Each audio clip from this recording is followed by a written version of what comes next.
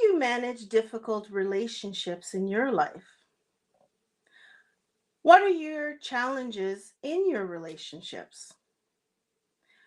When you experience these challenges in your relationships, when they arise, how are you feeling?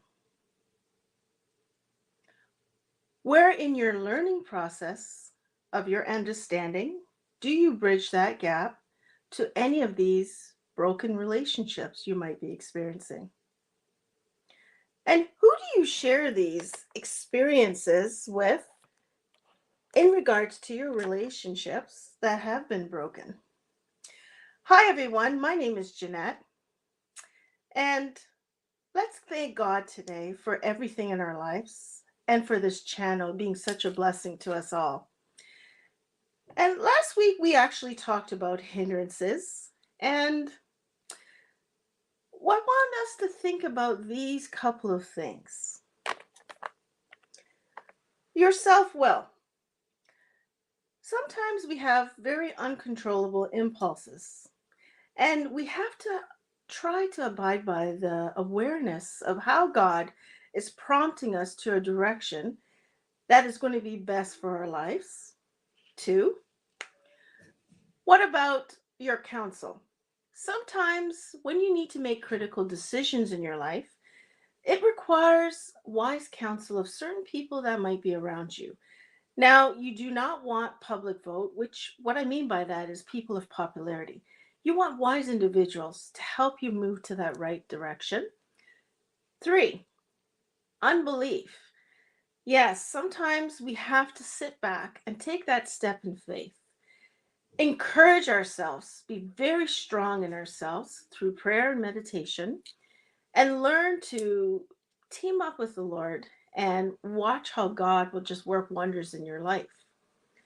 Number four, unworthiness. Sometimes we tend to not have our mindset set at a good place, but we learn to be positive, and that's something you got to learn to do. And when you do this, you actually have more of a spirit of gratitude in things that you already have in your life. Not things that you want to achieve through goals and aspirations, but just currently what you can really appreciate and embrace with. And number five, busyness. Now, I guess we can all relate to this. We need to learn to stop because keep going and going and going. It's not really good for us. You need to have that quality time with yourself, invest in yourself so you're able to reap the abundant awards of rewards that you give to yourself. And when you do this, you experience a level of peace, a level of happiness in and through your life that it goes so unmeasurably abound. And that is one thing that we all would appreciate to achieve. Now, our new topic today I'm going to be discussing is about difficult relationships. We all experience difficult relationships at some point of our life, and this is a very sensitive topic because right now we all tend to be into a point of time that it's very uncomfortable and very uneasy. But when we experience this, there's a couple of factors that we should really sit and think about. Usually, when we experience this, there's difficult people that we engage in. The relationship's very unbalanced, it's damaged, and even broken. Now, why this happens is because there's a cause that stems from this through a heaviness in our heart because of what we actually experience with this particular person or a whole bunch of individuals. Um, Within this, those types of individuals might have a very critical spirit that's very uncaring. They might even break promises continuously, or another thing they might do is they find it you find yourself very betrayed because of the actions of certain decisions and choices they've made against you. You have conflict, there's a form of manipulation, and the relationship becomes very broken because of very destructive behaviors that take place. And those are just examples. But one thing I would like to say, with all of this said and done, maybe you might classify yourself as a bridge builder. Now, do you? Or a person that adds value in relationships, or this is another thing, or you can be the opposite. You're very self driven. It's only about me, myself, and I, and forget about everybody else. As long as my needs are met, nobody else matters. Okay. Maybe you need to reconsider that thought level and try to be focused on everybody and also yourself as a unity together. So, we need to remember these types of relationships are so important and need to be handled with absolute care, very special care. And it's about how you love yourself and others as one. And when you do this, let me talk about 5 things here. These are the 5 things that would be important to you. So we must have a priority to love our others first, and then also we do love ourselves. That opens our heart up to be such a loving person. We must know that to master, to be bridge builders in relationships, we must create an environment that actually builds unity with everybody. We must learn these skills to be a person that actually loves to build and to flourish relationships and to see good outcomes when you're in a relationship with another person. And we should try to understand that difficult people actually make it a point to be and to choose and to create and to foster strife. And when they do this, the result of this behavior actually brings out that critical spirit. I want to talk about a critical spirit here, but before I do that, we should kind of try to focus our responses as we're engaging in people with critical spirits. Try to be very conscious in how you go and do that confrontation and actually sit and think about your conflict resolution and what is the best way of bringing unity between you and that person. And then really learn, number 4, to forgive yourself and to actually forgive them so you're able to move forward. So, I'm going to talk about some characteristics of a critical spirit here. Now, I don't like talking negative, but I have to address this is the kind of things that happen when you have a critical spirit around you, when you embrace into that, and it's not really, really good. But a critical spirit has a negative attitude.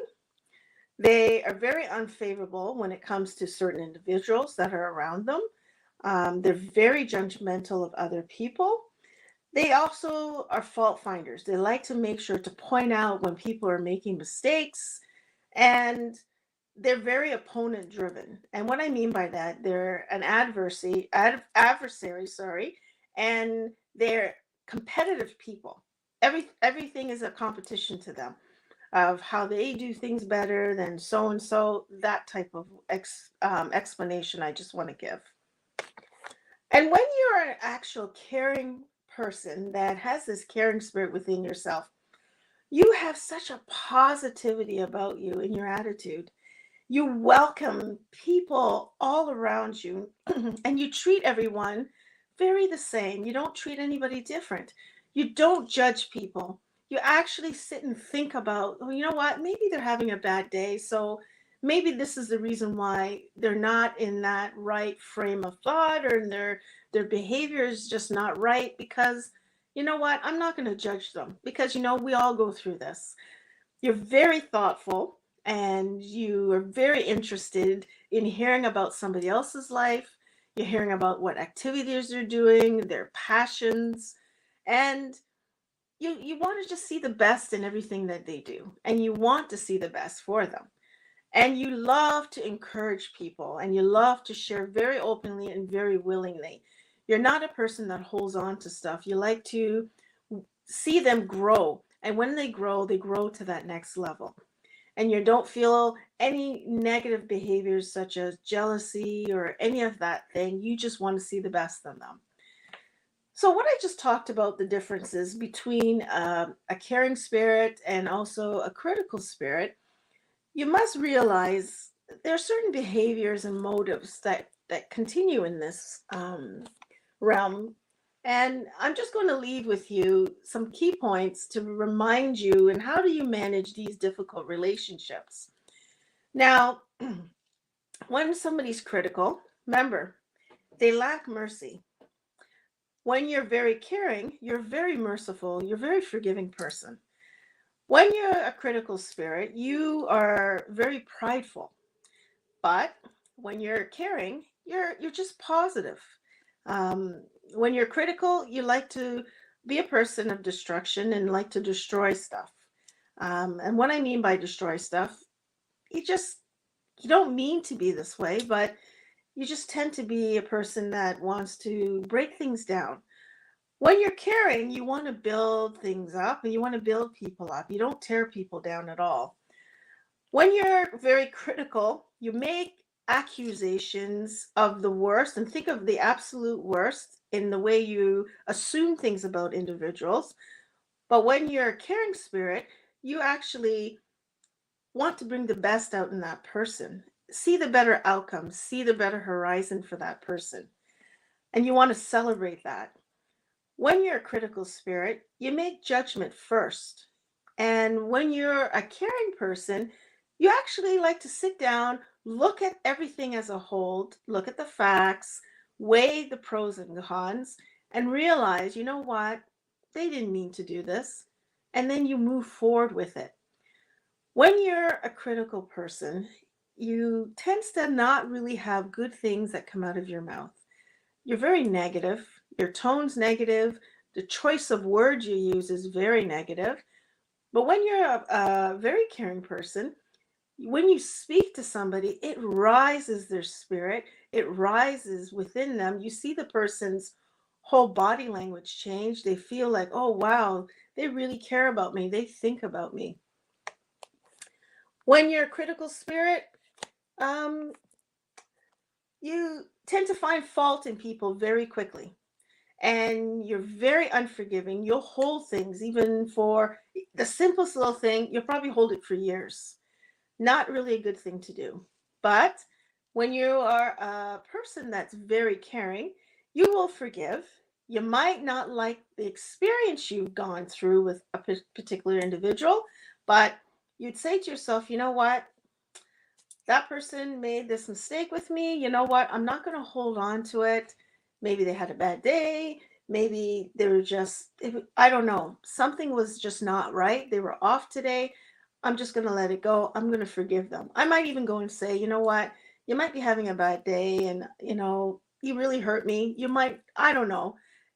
It just depends on how you want to relate and be free as an individual and not be negative.